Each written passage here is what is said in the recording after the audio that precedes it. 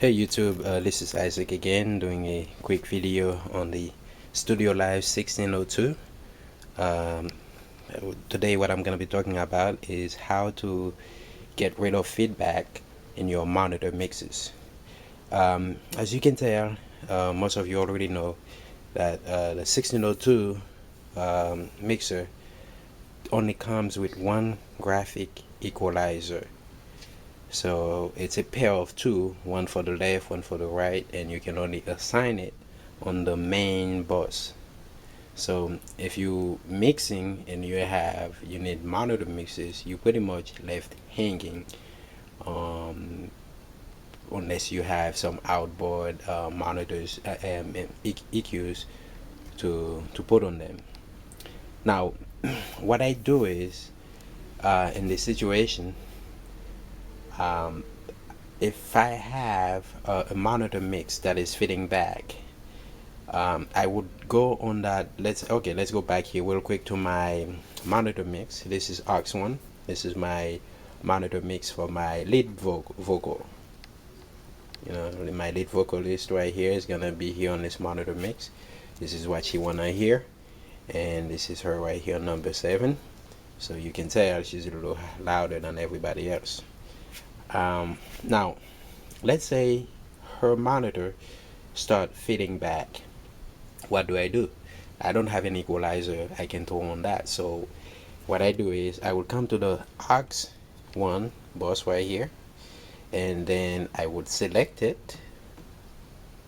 Then what I do is I use the semi-parametric EQ that is built in to the mixer to get rid of the feedback. The way I do that is, one, I will come here. First of all, on my vocal monitor mixes, what I do is I turn on the high pass filter. High pass filter, I get rid of all the low end frequencies that I'm not gonna need in my monitor mix, in my vocal monitor mix. I would roll off close to 80 to sometime 100 and below. I will take that off. Let's say I leave it at 80. Right? Then I will come over here. Let's say the feedback is happening in the 1 kilohertz, so let's say 800 hertz frequencies. So I'll come here, I'll turn on my mid frequency, my mid band.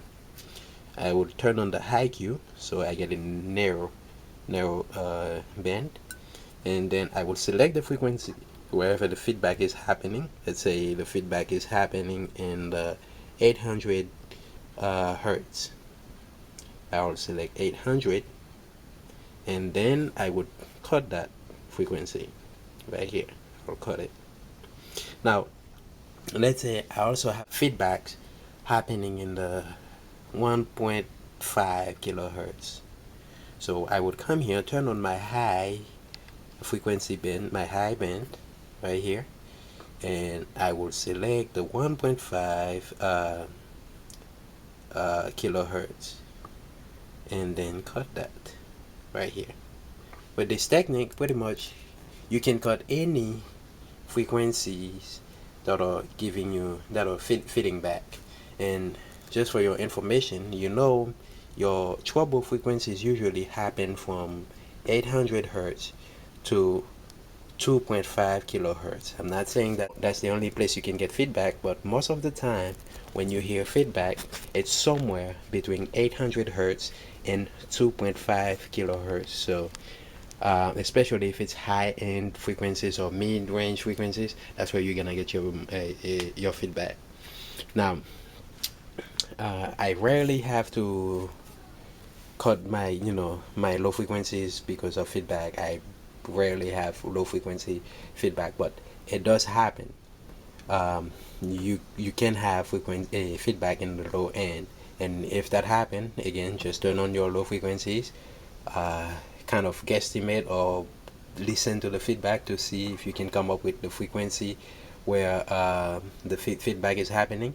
Select that frequency and then cut it. So again, like I was saying, this is a way for you to control feedback in your monitor mixes. Again, just select your monitor mix, apply use the equalizer on board the mixer to control that monitor mix. It's not a perfect way of doing it, but it's a much better way than not having anything at all. And it works. I've used this so many times I can't even start telling you the stories. um, Luckily, every time I do it, it works. So you can do it, you can use it to control your monitor mixes. All right, again, please leave me your comments, questions you may have, and if anything, I'll put another video to show you guys how to get rid of more feedbacks. All right, bye bye.